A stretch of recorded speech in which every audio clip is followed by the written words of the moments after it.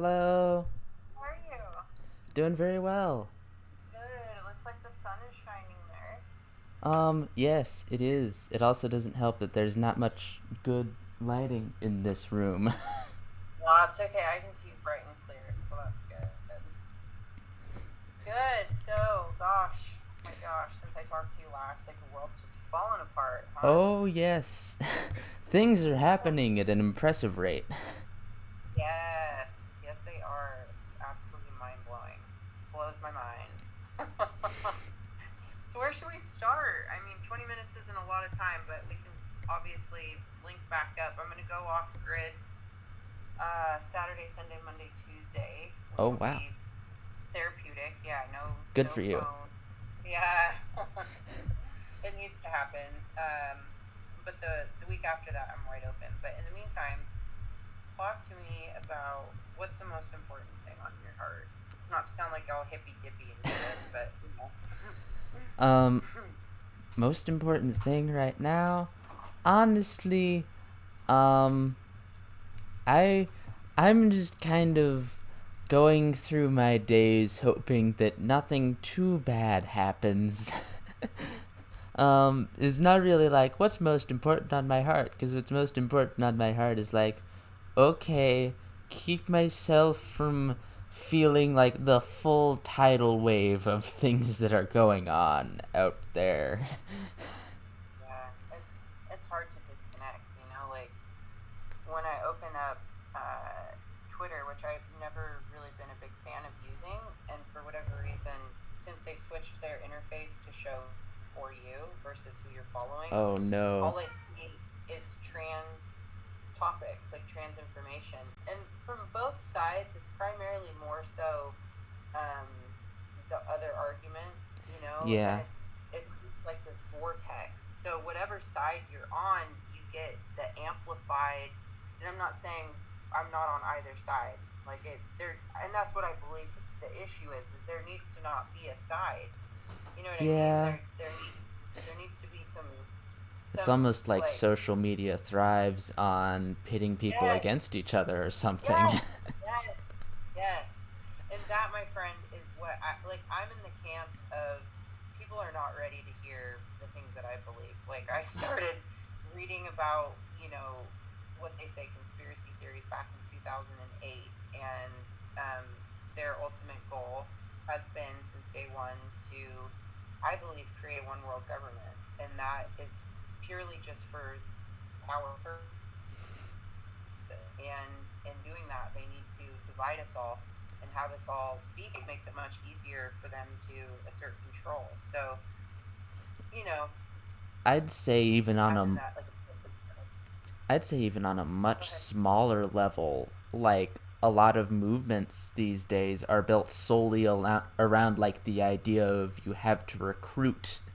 Like what you've got, every you've got the military, you've got cops, you've got politicians. Their job is to like recruit people to their side. You've got religion, and like Christianity specifically is very much this idea of you have to try and recruit everybody to save them Right. from burning forever. um, and when you've got a large portion of the population, and the only perspective they have on like how any of this stuff works is you have to recruit everybody, at a certain point it makes you look at everybody as though they're trying to recruit people. Yeah. So one of the most interesting things I've been noticing is like you've got this idea of like all these Republicans and conservatives are scared out of their minds because they think that people are just being turned gay or turned autistic or turned neurodivergent or whatever is turning, and they're just upset because it's like they see that and their entire life has basically been devoted to this idea of like, somebody's recruiting somebody, all of this stuff. You've got to convince people to do things. So the idea that somebody could just be this way without getting like turned into this is terrifying to them, and they don't really know how to process it. So the obvious, easy solution is, well, clearly somebody did it to them. And that's why it's so hard to figure out, is because we don't know who did it to them yet. Yeah, Which I is think like, religion is just as guilty. It's like it plays such a big part, and because isn't that where your parents were coming from? Like, talk me through your upbringing. So, like, your parents, oh man, what? that's a long story. My dad raised very Republican, very conservative Christian, redneck, white guy, all that. I guess I am a little thankful for it because it means I'm white passing, so I don't have to worry about getting looped up in all of the minorities yet, but I'm getting very close. um, my mom is full-blooded Mexican, from Mexico, moved here with her mother and was adopted by a very rich asshole white guy. Christian, Catholic, all of that stuff. Gets drunk. Lots of bad things that I will not go into, because of course it's like, while it is trauma that gets passed down, it's not my place to talk about it. It is my place to talk about, though. I mentioned last time we talked that my mother was a weightlifter. Um, I'm not sure if I mentioned it, but it is very relevant, especially with some of the stuff I know you post a lot. My mother did anabolic testosterone steroids. Um, Unregulated, no information on how to properly use them, and she used enough that her doctors one day said, hey, this might be a little bit of a problem because biologically, at this point, you can no longer have kids. You are the amount of testosterone you pumped into your body, and with how old you are, because she didn't have kids when she was like, just like 25 or 30. Like, she was very late. Um, and so all of that combined is like, hey, you aren't going to be able to have kids ever. And of course, our mother, being trained in the ways of like Christian conservative values, is like, that's the worst thing you can tell someone who's been stuck in that mentality, is like, hey, your one purpose for existing you can't achieve. Because it's very much this idea of like, if you aren't a mother at some point, if you aren't married, if you don't have this like 50s style nuclear family unit, then you've messed up somehow. And my mother internalized just all of that. But it is very interesting because now it's like, hey, lady who can't have kids now gets to brag to everybody about how she somehow managed to pop two out, with a decade with a decade Oh, age. you have one sibling? You have two. Huh? You have two siblings? I forget. I have one. One. And they're like 10, 12 years older than me. Okay. Like when I say that mom arrived late at getting kids, it's like I was I was when I was born, she was probably like in her early 40s. So it's very much like, Wow. it's not the latest you can have kids, but when you've done so much in your life, like she broke her spine in a in an accident, and all of this stuff just compounds at a certain point to be like, she has not recovered from any of her trauma. She passed it all down to both my sibling and I. So there's a lot of very interesting like dynamics going into all of this. And one of the things that I sort of keep as like my one hope is, okay, so Like, there's this very obvious idea of, like, hey, we shouldn't let people ruin their bodies with certain things because that'll fuck up how they were supposed to grow and supposed to be. And I'm just sitting here like, but I was, you know, none of us, neither of us were supposed to be born. And when we did, like, now we are both at that stage where we've realized how fucked up our bodies are, how much of our life has just been essentially, like, dashed against the rocks of, like, we had to come out the way our mother needed us, because, like, she's that type of needy where it's like we had to perform to her expectations, and all of this stuff. And I'm just sitting here like, for me personally, I know there's probably someone out there who doesn't, like, have this exact same backstory. It's like, people are all different, but for me personally, this isn't just something I can, like, passively go without. It's like, this is my correction. This is the way I repair what has been done to me. What's a, because of course, what's a good example for, like, what's a good theoretical to show everybody, like, how being trans feels? It's like, I don't know, it's an odd comparison, but, like, imagine if just one day you woke up and you were Danny DeVito. And people like Danny DeVito. Danny DeVito's a fun guy, but you wouldn't want to just wake up and be Danny DeVito, because that's not who you are. And that doesn't fit the way you want to be. Like, that's taking away your bodily autonomy from you, because now you are a tiny little, like, you've got, like, the entire idea of, like, Danny DeVito is, look how cool he is, and he's just this weird little guy who's got his own vibe going on.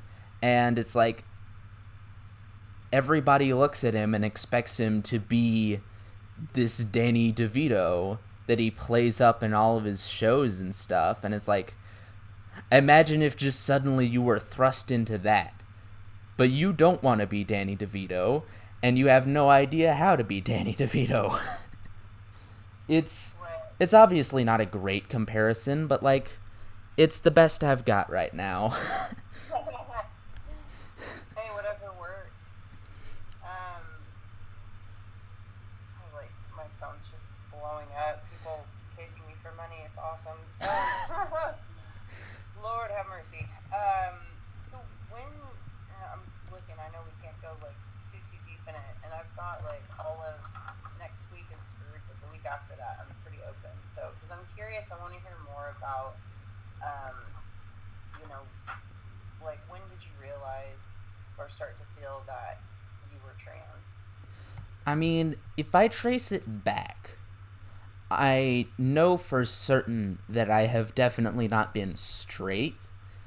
Like, I know that's since, like, 11 or 12. Yeah.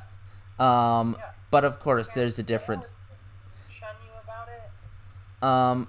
But the thing is, with being trans, it's like, there's a lot of cringy stuff out there of, like, trans people, like, infantilizing themselves and, like, making themselves out to be younger and, like, intentionally. Oh my gosh, man, what the fuck? Like, I've known, that's just, like, a fetish. Like, I knew about that since I was 21. I remember meeting a girl and I was like, I'm sorry, you what? Like, this is a thing? People wear diapers? Like, I get it. But Oh, yeah, not even that. Not even that. It's like, you've got this idea that, like, trans women have plushies, trans women like video games, all of this stuff that's, like, not even fetish related, just, like, style, and all of this, like, hyperfixations on things you never got to enjoy as a kid. Like, you've got trans women out there collecting, like, cute little pastel plushies or stuff of cartoons they enjoyed as a kid. And it's very much like, you've got the fetish side of it, sure, but then you've got the people who just never got to experience their own childhood and are like just desperately trying to sort of get those experiences and hang on to them as like their entire life is falling apart around them. And it's fascinating for me because I I don't have a lot of the interests that like a lot of the sort of trans femme community on Twitter or Reddit or Facebook or whatever have. Like, I'm not into anime. I never got to play much like video games or anything.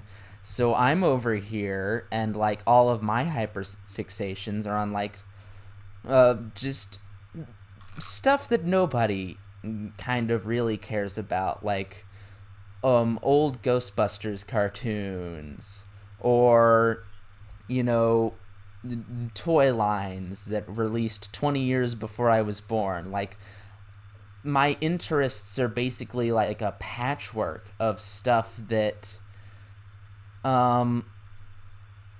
really was just like very formative for me because it was the first stuff that I specifically started to enjoy for myself.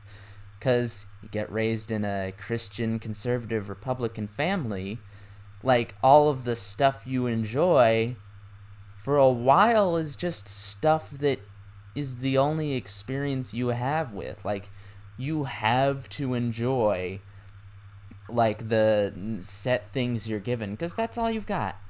And now that I'm able to like figure out my own preferences, both in terms of like who do I like the most, in terms of people I interact with, or what kind of entertainment do I enjoy, or what kind of clothes would I like to wear. But then, you know, you get all of that conflicting when your parents are still trying to like keep you held back and like stuck in their routine plan for you. Like, I probably could have gotten a job or learned how to drive when I was like 15 or 16, but they're, and of course part of that is my fault because I didn't push hard enough for it, but it's also not my fault because like the only job they would have let me have was like working at Chick-fil-A or at the local church, and the only thing I would have been able to drive to was like whatever place they could be like, okay, these are the only places you are allowed to go. But it doesn't even matter because like there's nowhere to go. Right. Like, they had me in a gated neighborhood with like 300 acres more of gated neighborhood, and if I go out, it's all places that are ran by local businesses that they know everybody who works there. There was no place for me to branch out and find my own thing. And now I'm too broke to do any of that. Because guess what? You sent me to a reform facility and never allowed me to get a job that wasn't like something you specifically would have made me do. And it's like, I can't get paid for doing volunteer work at like a thrift shop when it's something I'm forced to do by like these weirdo Christians who live in a shack in the middle of the woods. And it's like, now I've spent 2 years of my life doing manual labor and I have nothing to show for it. And the school I went to, school in quotation marks obviously, is like they don't even have any place you can go to prove they exist, so I've got nothing. Like, congrats, I understand that you want to check in every 5 months and be like, do you finally have a job? And it's like, no, I don't have a job. Nobody wants to hire a trans kid in Texas who's been off the grid for 2 years and has never been to school and doesn't have a car or a phone. It's like, if there was ever a recipe for someone who like shoplift from a store they worked at, I'm the recipe. I'm how you get like a homeless kid who shoplifts. they sent you, I ask you so many questions.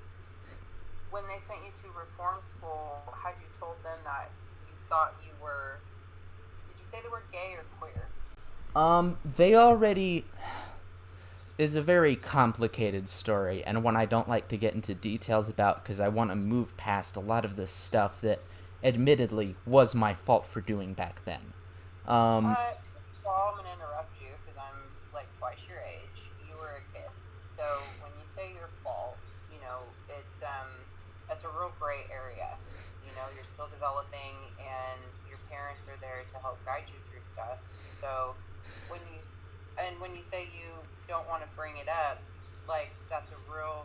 In order to get over something, you've got to yeah. go through Um, it. You know, it is a soft spot though because like I do live right now with one of the victims of stuff that I did back then, and it's like, yes, it was like I was a child. I can't be blamed for everything, but at the same time, I was still growing up into a teenager, and at a certain point, I did know completely like the consequences of my actions, and I just did not have any care left like for understanding that it's like I was in that very dark spot of like I have nothing left to really live for, and everybody kind of knew that, and everybody was just like waiting. Like, my mother straight up told me last year, once I finally got out of the facility, yeah, you know, during all of this stuff, I kind of accepted that you would just kill yourself, and I was pretty much just waiting for the day when I finally found you hung off like the rafters for our staircase or something, which is, you know, totally fucked up for you to just say to like someone who got out of a reform facility is like, I did not care that you would kill yourself and I was actually waiting for it. It's like, right? holy shit, thank you for confirming how much value I have in your life. That's crazy. That's um absolutely insane. but yeah, it was very much like you have mentioned it before, like I don't want to say the two specific words out loud because a lot of the science that goes into it is funded by a lot of people who very much have obvious selfish, like, I want to sign you up for this 3-course DVD program of how to fix this, but like the uh getting reliant on corn but with a P instead of a C, Uh huh. as it's like it is a thing that will happen to people, and it's not as much like a bodily reliant addiction as it is like a neurological one where it becomes a coping mechanism after a while for stuff you're going through. And when that happens, it's like, of course you're gonna react badly to giving up your coping mechanism, especially when that also requires your parents to take away any way for you to have social interaction. Like, imagine just being. Actually, I guess pretty much everybody has gone through this now because of the pandemic, but like, uh, you know, I got way more years of it, which is like, hey, you're stuck in one building for your entire life with no autonomy, and you are living with the person you hate the most. And like I say the person because it was just my mom. My sibling was already like 25. They were moving out. They had their own job. My dad was gone all the time on work trips cuz like he couldn't afford to stay at home and like be a parent because our mother had made us all go broke. We were broke and living in this like gated white people community with gigantic mansion houses, and our mother would like take us to Disney every year and do all this crazy shit at like conventions and stuff. And it's like, it's a, in terms of like selfish materialistic bullshit, it's like, cool, I got to go to Disney World. Woohoo. I got to visit, Harry Potter at Hogwarts or in the Universal of the Studios or whatever. Which is like, now of course it's like, oh great, both of those companies hated my guts and are taking all the money my mother spent and trying to suppress any. It's a whole lot of other stuff to get into, but like, It is. It's super complicated. Like even so, I mean, you've had enough conversations with me to, you know, I shouldn't say enough conversations because they've been primarily DMs, but yeah. my my concern is that like there's either you're either 90 if you're 1% in question or not in support of something, then the community tends to say, um, you're phobic or hateful, or like if I were to go out right now and post, because so is it Missouri, right? That the district attorney Oh, proposed. I Yeah. believe it was either Missouri or Minnesota. There's a lot of shit going on in both, I believe. Like Missouri, of course, just made it like you have a 15-year wait time to actually transition now, even if you're an adult. What? And if you are have if you're autistic or if you have ADHD or something, then you just aren't allowed to at all. Like you're restricted from it by default. And then what is it? Zoe Zephyr was just like kicked out of. I believe they were like a state senator or a judge or something, but like they just got Oh, their kicked House out of Representatives.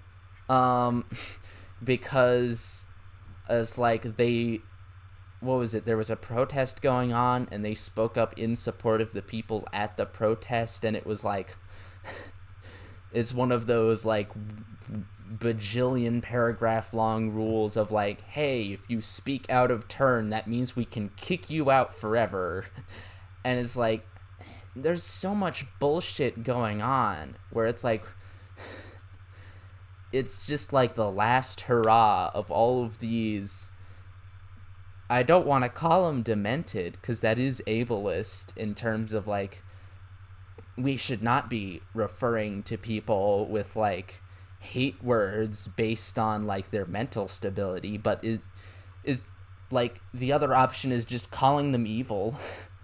It's like we've got all of these evil people who are just doing their last stand of like trying to take over as much as they can and get genocide on the table as fast as possible without using the word genocide. Is like we can Yeah. exterminate and eradicate these social concepts, but we definitely aren't trying to put people in like camps or anything so we can kill them. Pay no attention to Florida, where they're apparently like now have the legal ability to kidnap children. I mean, they can kidnap children in Washington and in Minnesota now, if you want to look at it that way. Because if a kid says they want to Like, transition and the parent doesn't agree to it, then the yeah, state. but now if like you just visit, if you're just like a vacationing family to like Disney World and your kid happens to be wearing clothing that like some official somewhere is like, this kid might be at risk of like not being, a husband or a wife someday. It's like we can now kidnap your kid and imprison them with hundreds of other children for an indefinite period of time. And we can steal the kids of like our political rivals and like force their family out of the state so that they You see won't. how that's happening in other states as well, though, from the opposite argument? It's crazy, right? They're literally trying to push us down the path of civil war. Yeah. And of course, now you've got good old uh, POTUS from 2016 to 2020, whose name I shall not say because He's a I. wanker. Yeah. And like, what was it? He came back trying to do like, I'm gonna do another presidential run, and his first videos out on like what are my values for my next presidential term if I get elected, and it's all just like I want to get rid of as many trans problems as possible. And it's very clearly just like, this isn't even a platform. This is 1% of the population we're talking about, and you're getting how many? That's what is so bizarre, right? You ever notice? And I'll wrap this up because I've got to figure out how the fuck I'm gonna save my company. Um, Literally, I'm like, what am I gonna do? I I need to am go do a I am research so sorry you tour. have to deal with all that. Like, I just saw your recent posts about like you're opening up the website that gets like ridiculed by the entire internet, and like you're going public on there just to get some funding, and it's like, Yeah. oh my god, that must be so stressful. It's so lame. It's truly so lame. You know, we send so much money to Ukraine for why? It's like so anyway. Like I said, though, I could go on about that forever. But um, yeah, it's they not potentially they purposely set up these echo chambers to make it seem like it's all encompassing, right? It's like this Yeah, big like giant. somehow that legalizing, people to go in like a specific bathroom or something is going to mean that suddenly across the entire country bathrooms are going to be in chaos. It's like, that's not Yeah, how any of that works. Like, you've yeah. got 1% of the American population who's out as trans in public, and like at most you've got another maybe 3 or 4% that are in the closet or like have transitioned and don't want to say it, and all of this stuff. And it's like, none of this matters. Just let people live. Like, it's not some big deal. Well, Except, what's interesting to me too is like it's it's so weird because you until you experience something, you can't quite understand it, right? Except yeah, for as being somebody with specific genitalia, you know, like sure you can still be sexually assaulted, and it happens all the fucking time to young boys and men. But you know, like when I can see how on one side, you know, so many women, all you see, I'm all totally they, fine with that. It's like, I believe you know what me, I was I gonna am say? definitely on the side of, I don't want to see a cheerleader somewhere and like their naked mole rat flops out. But at the That's same time, it's like having everybody go through genital inspections for sports it's or the schools is far worse. Like, yeah, oh my it's god. like yeah, there's so many things to question. So I actually have Janae Kroc coming out, who's the transgender athlete we sponsored, I don't know, a couple years ago. She's got a documentary on Netflix called Transformer. She'll be out, I think, the 11th of May, so we can have a conversation. Because like when she competes with men. Even though I don't know how far along in the process, or what her ultimate plans are, but it's like as we talked about, it's such a tricky thing, and at the end of the day, when people chime in on the subject who've never competed in sports, that's where I'm like, what are you doing? You've never competed. I've competed, and I competed against a trans woman, and I didn't know she was trans. And had I known before we competed, it might have been a very different outcome because beliefs, I believe, control everything. So it was a very eye-opening experience to me, and that's why on my Wikipedia page it shows, I'm in support of it. But then it went from like 2018 to now. It's it's blossomed into Yeah, it's quite. ballooned out of proportion. You've got people who like are six in the lead in a race or whatever, and they're complaining that a trans woman competed, and the trans woman was like 6,000th place. It's like, you didn't get beat. The person was just there. And you look at the percentage of people who are trans, and it's like, there's not enough trans women and trans men in sports to warrant this kind of attitude. It's like a 1 in a million chance that like this specific minority is going to beat you.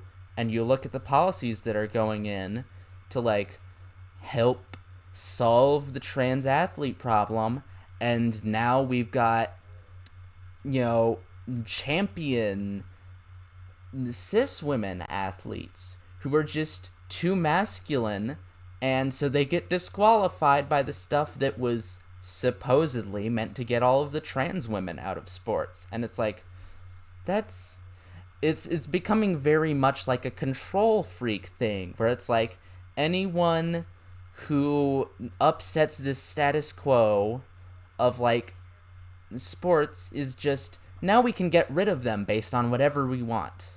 We can change like the rules for who is allowed to compete into like with just a whim. Yeah, it's really quite fascinating how this is. All right, I gotta take this call, my love. Yeah, Let's it's okay. I have like 5 minutes of battery left, so I get it. you and your battery. Let's talk again. Next week I'm gone, but the week after we'll tee up a call, okay? Because I Yeah, want to keep more information from you. So, yeah. um, Thank I you give so you a big hug. much. You're Um, so welcome. I adore you, and I want to keep hearing more from you. So yeah, keep me posted, and I'll message you very soon. yeah. You are lovely. Bye bye.